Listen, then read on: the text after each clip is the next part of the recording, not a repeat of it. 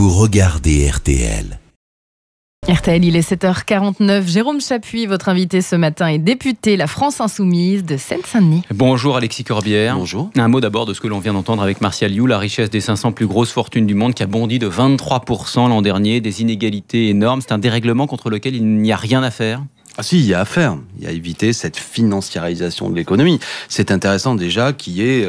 Quand la France Insoumise le dit, on peut considérer que c'est un point de vue politique, mais de plus en plus d'économistes. Je pense les travaux de Thomas Piketty ont été pointés. Et récemment, une tribune de beaucoup d'économistes pointait ces inégalités qui ne cessent de creuser, cette polarisation, j'ai envie de dire, une minorité qui accumule des richesses et d'une pauvreté qui s'accroît pour certains. Bon, difficile, cela dit, d'agir à l'échelle d'un pays. Oui, j'entends bien, mais il y a aussi des grandes puissances qui peuvent montrer l'exemple, par exemple, en régulant justement, en évitant que ce soit toujours des règles du libre-échange qui l'emportent, en cherchant à définanciariser l'économie. Bon, l'affaire n'est pas simple, mais nous ne sommes pas une puissance mineure qui peut en permanence considérer que nous ne pouvons pas agir parce que c'est un problème d'ordre mondial. Quand vous l'avez dit, 500 personnes, vous évoquez même le chiffre des 8 personnes. Bon, c'est quand même, on est là face à quelque chose qui est un phénomène jamais vu dans l'histoire de l'humanité, on peut le considérer. Donc qu'est-ce qu'on fait ? Parce que qu'est-ce que ça passe par la fiscalité ?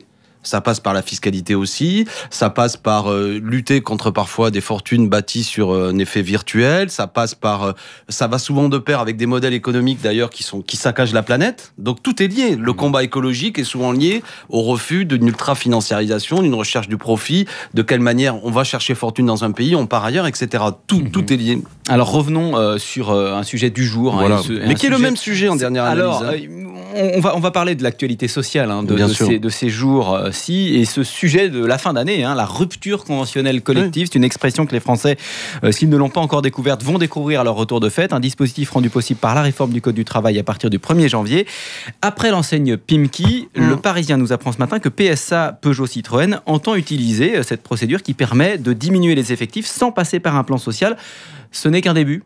Sans doute, c'est un effet d'aubaine pour des grands groupes qui réalisent des profits, d'ailleurs, que ce soit Pimki qui appartient à la famille Mullier, si je ne dis pas de sottises, ou PSA qui quand même a affiché des résultats intéressants, et qui veut profiter de cet effet d'aubaine, de ce nouvel outil mis entre les mains du grand patronat. Là, on ne parle pas de TPE, PME un petit peu fragiles, on parle de grands groupes qui veulent licencier et qui ne veulent pas subir, ou du moins être contraints par la législation sociale jusque-là, qui est imposée à ce qu'on fasse un PSE, que les salariés éventuellement qui subissaient le chômage soient reclassés, formés, qu'on leur fasse des propositions d'emploi, et que aussi les raisons du licenciement soient liées au chiffre d'affaires. C'est ça le paradoxe, c'est que jusque-là, pour qu'il y ait un accord... Oui, il faut quand même préciser que c'est encadré cette procédure. Il va falloir un accord majoritaire. Les syndicats, les partenaires sociaux vont être consultés sur ces questions. Oui, tout à fait. Enfin, ils vont l'être, mais on va voir ce qui se produit. Il y aura peut-être des menaces à l'emploi, sur certains centres qui seront montrés.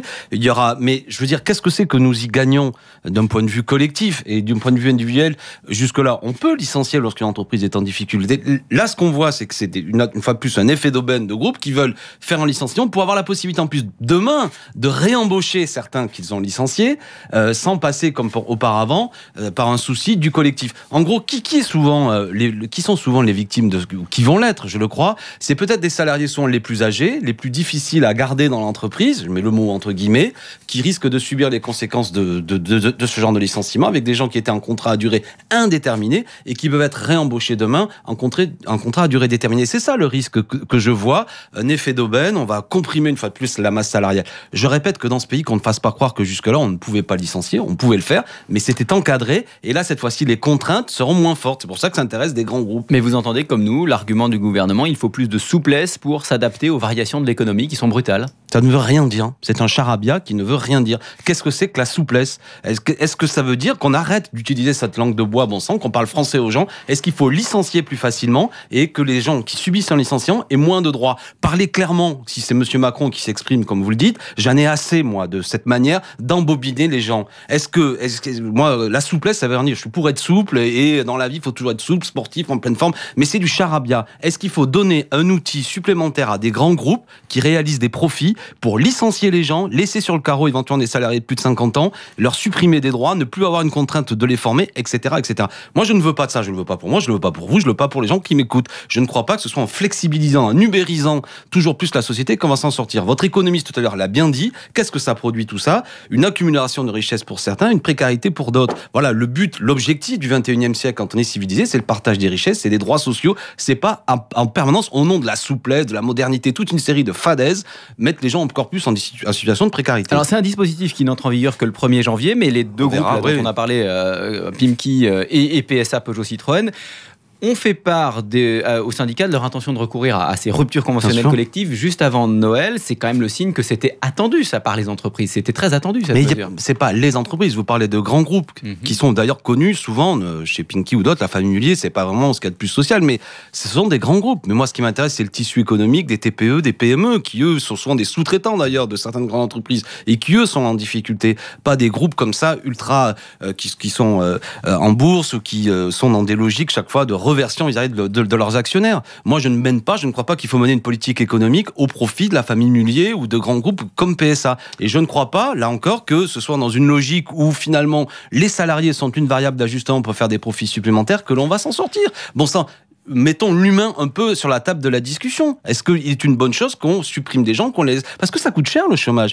Ce genre de plan aura pour conséquence, je le répète, que des salariés vont rester sur le carreau et après on va avoir sur les bras toute une série de gens en difficulté et ce n'est pas tolérable. Alors pour le moment, sur le front du chômage, justement, selon les tout derniers chiffres de Pôle emploi, ça s'améliore cette année. Le gouvernement, dans le même temps, prépare un tour de vis. Enfin, ça s'améliore, je peux le commenter. 0,8%. Non, sur l'année, 0,8 sur le mois, 0,1% sur l'année. Mieux. Oui, mais moi je mets dans la discussion, et c'est une réponse peut-être au sujet que vous vouliez aborder après, le fait qu'il n'y a jamais eu autant de gens radiés de Pôle emploi. Gare à l'entourloupe. Parce qu'au moment aujourd'hui, pour une personne qui trouve un emploi, il y en a 8 qui sont radiés de Pôle emploi. Moi, je dis qu'il y a un effet prestidigitateur dans beaucoup de choses qui sont dites. On radie des gens.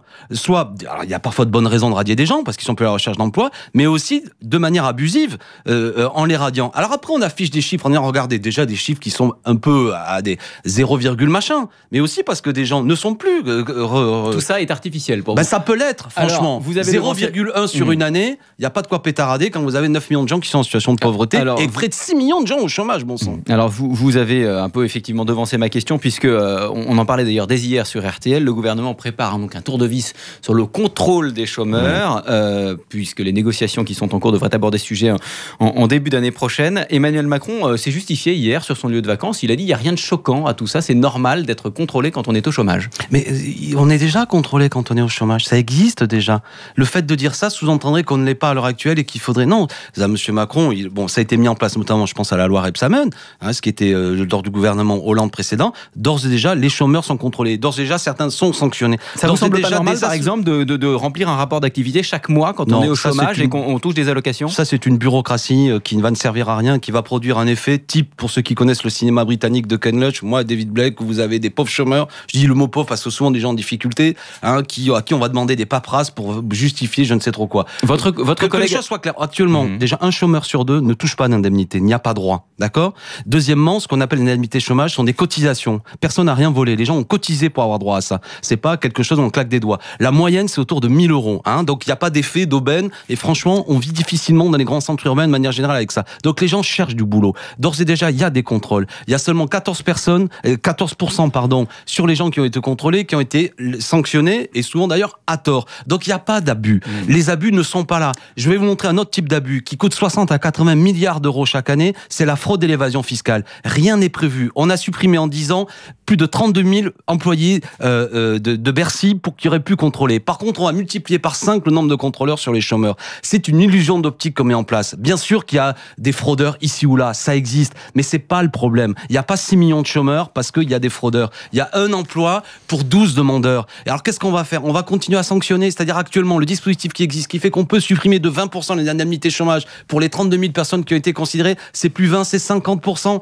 On va frapper sur des pauvres bougres, on va faire tomber des gens encore plus dans des poches de pauvreté. Ça coûte cher à la société, la précarité. C'est pas ça. Il faut créer de l'emploi. Quel est le projet industriel de monsieur Macron, vu que là il est en vacances, qu'il a le temps de se reposer, qu'il a même le temps de répondre à certains de vos confrères? Quel projet industriel? Comment on assure la transition écologique? Qu'est-ce qu'on va fabriquer? Qu'est-ce qu'on va industrialiser? Comment on va créer de l'emploi? Il faut créer de l'emploi, lutter contre notamment les délocalisations. Le traité de libre-échange CETA avec le Canada est un traité qui va coûter des emplois, qui va faire du mal à nos agriculteurs. C'est ça le problème. C'est pas de dire il y a des chômeurs un peu fraudeurs. Je vais vous dire, parce que des fraudeurs, il y en a partout. Il y en a même peut-être à RTL, mais ou n'importe où. Non, mais je veux dire, on peut toujours aller jusqu'au bout. Non, mais je dis pas que tout le monde est parfait, mais globalement, nous avons un bon système. Et ce qui crée du chômage, c'est pas le fait qu'ici ou là, telle personne a eu un comportement qui est pas correct. Parce que sinon, je termine. Comme législateur, on me demande prochainement de faire une loi, ce gouvernement, pour que les employeurs, eux, ils aient un droit à l'erreur, en quelque sorte. Là, on va baisser la législation. Alors, quand c'est les employeurs, eux, ils auraient le droit à l'erreur, et quand c'est les chômeurs, faut les traquer. Merci. Je ne veux pas de cette société. Merci de m'avoir donné l'antenne. Merci, je suis désolé Alexis Corbière. Non, mais on vous a entendu. Bonne année à tous. On vous a surtout. entendu, vindicatif, effectivement. On vous réentendra de toute façon en 2018. On a le droit de fêter le 31 heureux. Évidemment. Être heureux.